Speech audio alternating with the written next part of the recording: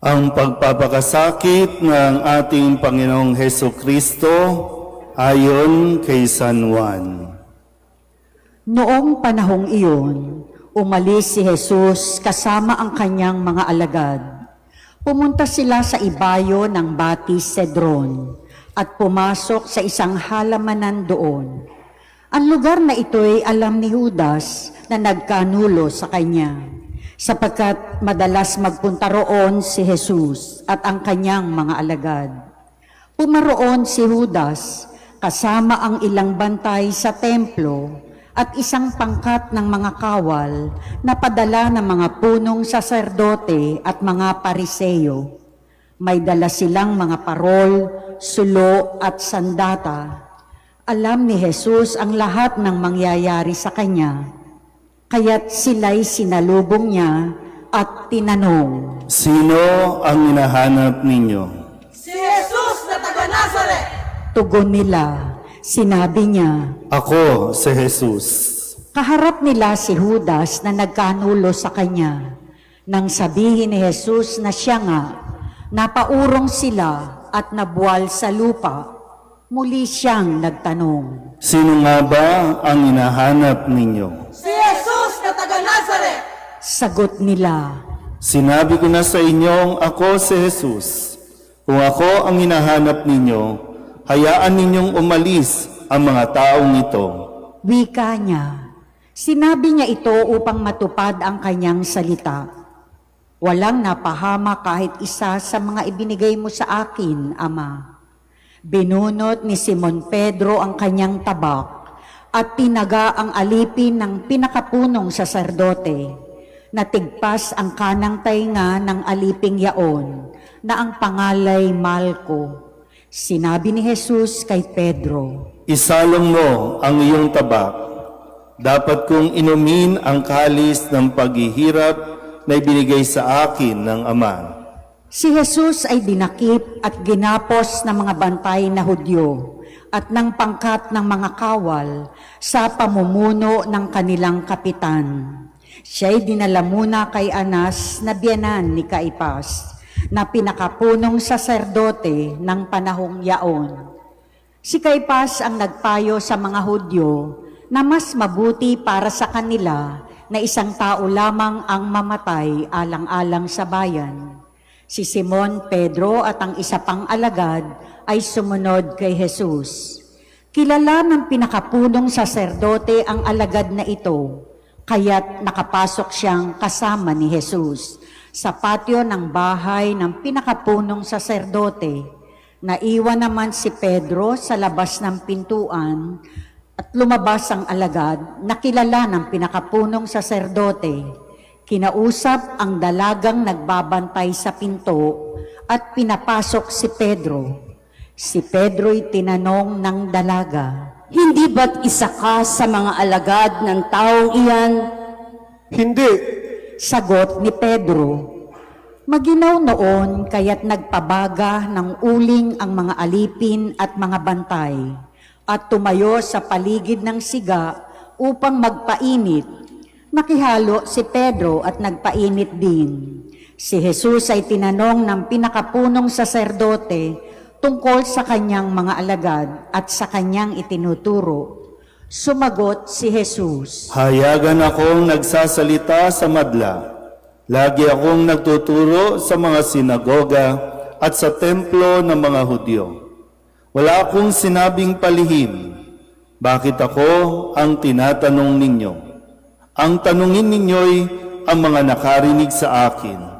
Alam nila kung ano ang sinabi ko. Pagkasabi nito, siya'y sinampal ng isa sa mga bantay na naroroon. Bakit mo sinasagot ng ganyan ang pinakapunong saserdote? Tanong niya, sinagot siya ni Jesus. Kung nagsalita ako ng masama, patunayan mo.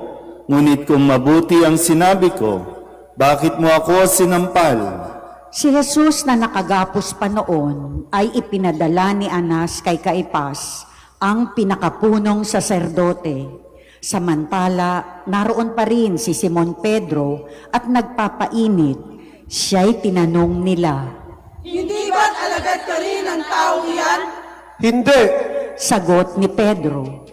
Tinanong naman siya ng isa sa mga alipin ng pinakapunong saserdote, kamag-anak ng lalaking tinagpasan niya ng tainga.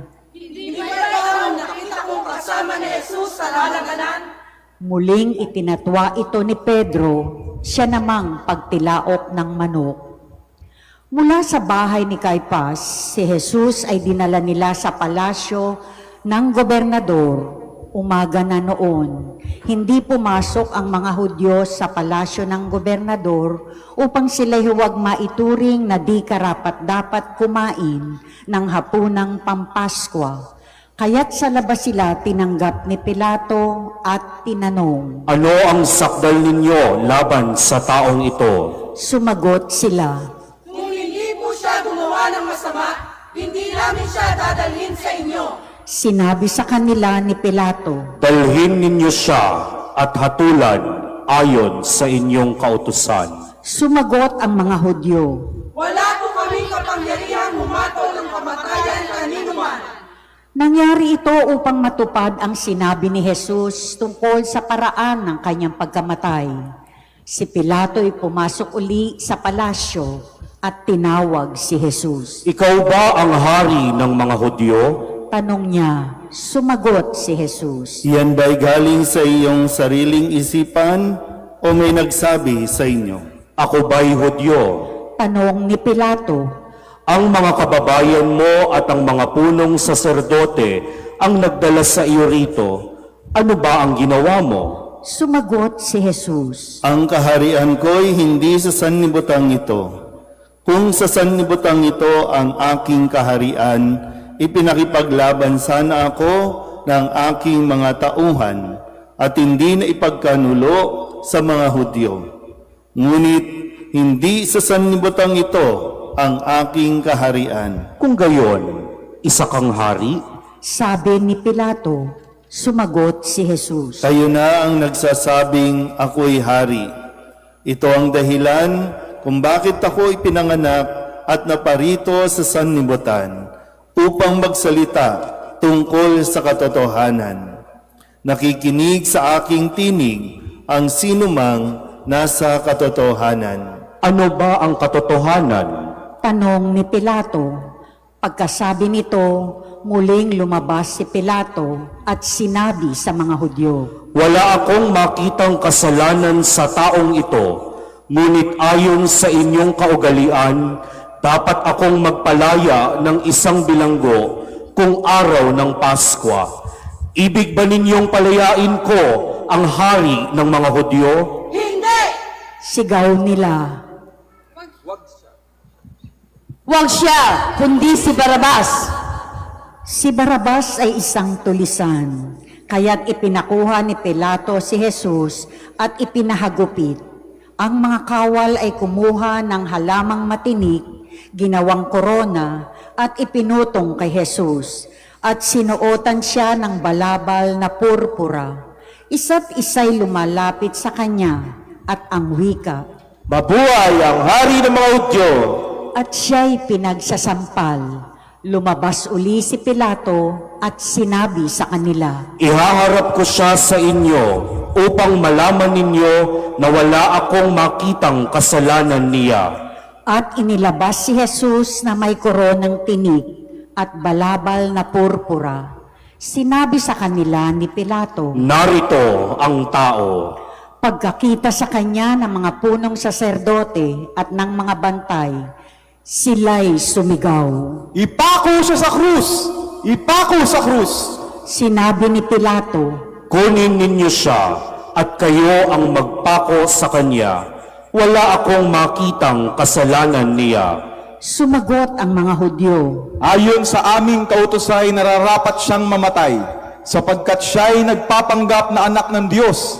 Lalong natakot si Pilato nang marinig ang mga pananalitang ito. Muli siyang pumasok sa palasyo at tinanong si Jesus. Taga saan ka ba? Subalit hindi tumugon si Jesus. Ayaw mo bang makipag-usap sa akin? Ani Pilato, Hindi mo ba alam na maaari kitang palayain o ipapako sa krus? at sumagot si Jesus. Kaya mo lamang magagawa iyan ay sapagkat ipinagkaloob sa iyo ng Diyos ang kapangyarihang iyan. Kaya mas mabigat ang kasalanan na nagdala sa akin dito. Nang marinig ito ni Pilato, lalo niyang hinangad na palayain si Jesus. Ngunit nagsigawan ang mga tao. Kapag pinalaya mo ang taong iyan, hindi ka kaibigan ni Cesar. Sino ang nagpapanggap na hari ay kalaban ng Cesar. Pagkarinig ni Pilato sa pangungusap na ito, inilabas niya si Jesus at siya'y lumuklok sa hukuman sa dakong tinatawag na ang plataporma, Gabata sa wikang Hebreyo.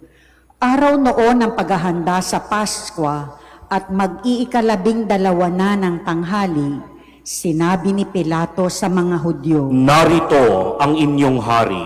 Sumigaw sila. Patayin siya! Patayin! Ipako sa krus! Ipapapako ko ba sa krus ang inyong hari? Tanong ni Pilato, sumagot ang mga punong saserdote. Wala kaming hari, kundi ang Cesar. Kaya't si Jesus ay ibinigay sa kanila ni Pilato upang ipako sa krus. Kinuha nga nila si Jesus at lumabas siya na pasan ang kanyang krus, patungo sa lugar na kung tawagay dako ng bungo, Golgota sa wikang Hebreyo. Pagdating doon, siya'y ipinako sa krus, kasama ng dalawa pa, isa sa gawing kanan at isa sa kaliwa. Sumulat si Pilato ng ganitong pangungusap at ipinalagay sa krus. Si Jesus na taga Nazaret, ang hari ng mga Hudyo. Nasusulat ito sa mga wikang Hebreyo, Latin at Grego, at marami sa mga Hudyo ang nakabasa nito, sapagkat malapit sa lungsod ang dakong pinagpakuan kay Jesus, kaya't sinabi ng mga punong saserdote kay Pilato, Huwag ninyong isulat na hari ng mga Hudyo, kundi sinabi ng taong ito, ako ang hari ng mga Hudyo. Sumagot si Pilato, Ang naisulat ko na. nang maipako na ng mga kawal si Jesus, kinuha nila ang kanyang kasuotan at pinaghati-hatian ng apat. Kinuha rin nila ang kanyang tunika. Ito'y walang tahi at hinabi ng buo, mula sa itaas hanggang sa ibaba. Nag-usap-usap ang mga kawal. Huwag nating punitin ito. Magsapalaran na lamang tayo para malaman kung kanino ito mauuwi. Nangyari ito upang matupad ang isinasaad ng kasulatan. Pinaghati-hatian nila ang aking mga kasuotan at ang aking damit ay kanilang pinagsapalaran. Gayon nga ang ginawa ng mga kawal. Nakatayo sa tabi ng krus ni Jesus ang kanyang ina at ang kapatid na babae nitong si Maria na asawa ni Cleopas. Naroon din si Maria Magdalena. Nang makita ni Jesus ang kanyang ina at ang minamahal niyang alagad sa tabi nito, kanyang sinabi, Ginang, narito ang iyong anak. at sinabi sa alagad, Narito ang iyong ina. mula nooy siya'y pinatira ng alagad na ito sa kanyang bahay. Pagkatapos nito, alam ni Jesus na naganap na ang lahat ng bagay at bilang katuparan ng kasulatan ay sinabi niya, Nauuhaw ako. may isang mangkok doon na puno ng maasim na alak. Itinubog nila rito ang isang espongha, ikinabit sa mga sanga ng isopo at idiniit sa kanyang bibig. Nang masipsip ni Jesus ang alak, ay kanyang sinabi. Naganap na. Iniyukayok niya ang kanyang ulo at nalagot ang kanyang hininga. Magsiluhod po ang lahat.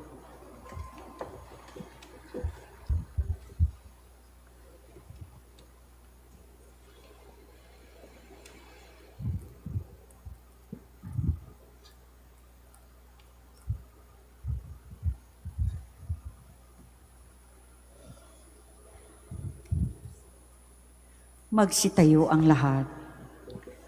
Nooy araw ng paghahanda at ayaw ng mga Hudyo na manatili sa krus ang mga bangkay sa araw ng pamamahinga. Sapagkat dakila ang araw ng pamamahingang ito, kaya't hiniling nila kay Pilato na ipabali nito ang mga binti ng mga ipinako sa krus at alisin doon ang mga bangkay.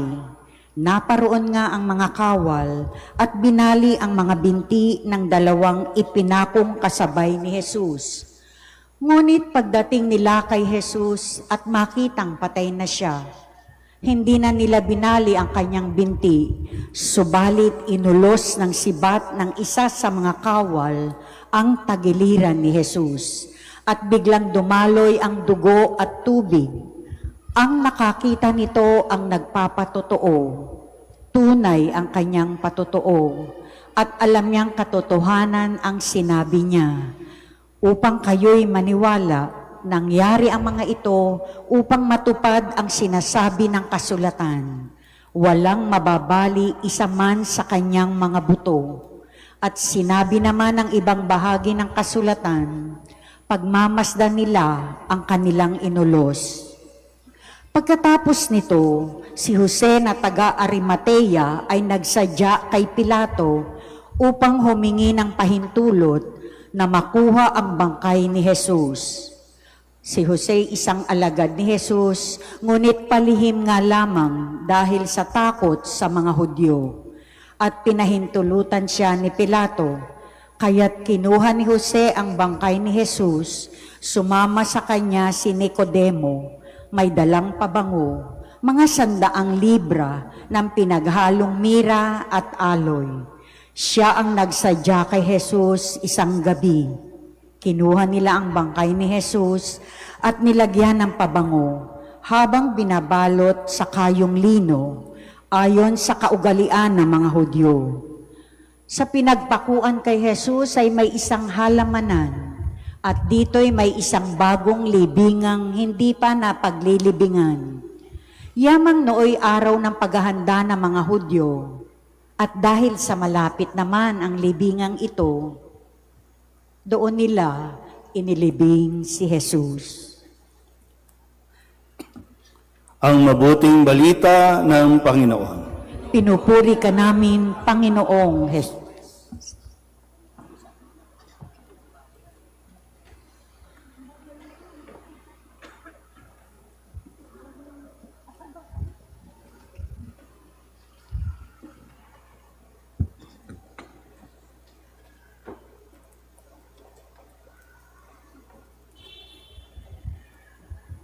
Mga kapatid, magandang hapon po sa inyong lahat.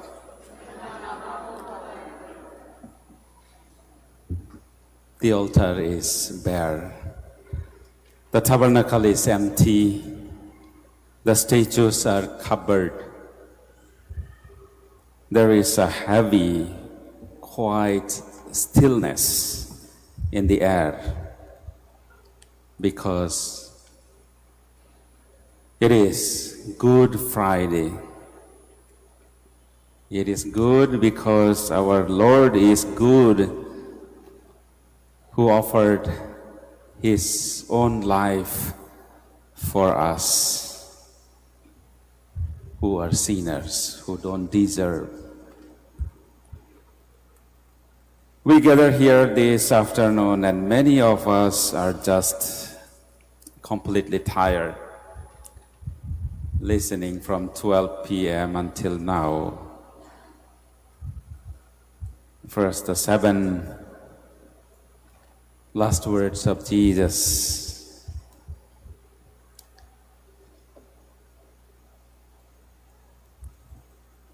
And many of you had visited Ecclesia last night. Many of you walked earlier under the intense heat of the sun to reach here. As we come together, let us ponder now, what is your cross today? Maybe it's the crushing weight of a sickness you cannot afford to treat, and the medical bills are piling up. Maybe it's the daily anxiety of finding enough money to carry out life in the city, to pay the rent, or to keep the kids in school. Maybe your cross is a broken relationship, a child who has lost their way, or maybe addicted, or a quiet, lonely grief that nobody else in your house even notices. When we look at Jesus hanging on the cross today, battered, humiliated, and bleeding, it is so easy to see him as a distant historical figure from 2,000 years ago. But he is not. Look closely at that wood. Look closely at his wounds. Christ is crucified today in the struggles of Gagalangin. Remember his cry from the cross, my God, why have you forsaken me?" How many times have we whispered these exact words in the middle of a sleepless night? Panginoon, bakit ang hirap? Bakit parang nakalimutan mo na ako? Why does it feel like you have forgotten me? It is a very real, very raw human cry. And the beautiful, heartbreaking truth of Good Friday is that Jesus did not censor that cry. He didn't pretend it didn't hurt. He didn't put on a brave face to make us feel better. He felt exactly the same fear, the exact same exertion, the exact same feeling of total abandonment that we feel when life becomes too much.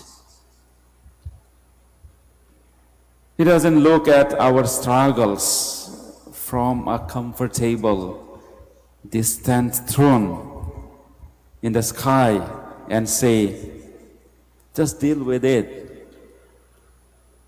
He came down into the dirt, took on our fragile flesh, and said, let me carry it with you. When you watch some touchy movies, like the other day here, you may feel cry, you may grieve, but still it's distant because it's only watching on the screen. But Jesus did not do that. Jesus holds us, holds our hands, and tells us, rise up. Our patron Saint Joseph knew what it was to suffer silently. He knew what it was to worry about his family, to work until his hands were closed and tired to provide for Jesus and Mary. He knew the heavy weight of earthly burdens. Today, as we look at the cross, we are reminded that our God is God who understands the plight of the working man, the worried mother, and the struggling youth. Mga kapatid, the cross is not a romantic piece of jewelry, or what do we call showpiece. It is an instrument of torture, of failure, of absolute defeat. But Jesus transformed it into the ultimate, undeniable proof of love. From that wood, He is still telling us today, I am here. I am in the hospital room with you. I am in the jeepney with you. I am in the empty rice sack. I am in your tears. When you come forward later to venerate and kiss the cross, do not just kiss a piece of wood. Kiss the feet of the God who loves you so much that He would rather die in absolute agony than spend an eternity without you. When you touch the cross, lay your burdens at the foot of it. You do not have to carry your grief alone anymore. Let Him take it. Today is dark. The tomb is waiting. We feel the sorrow, but we hold on to faith because we know this is not the end of the story. Sunday is coming, but for today, let us just stay here at the foot of the cross.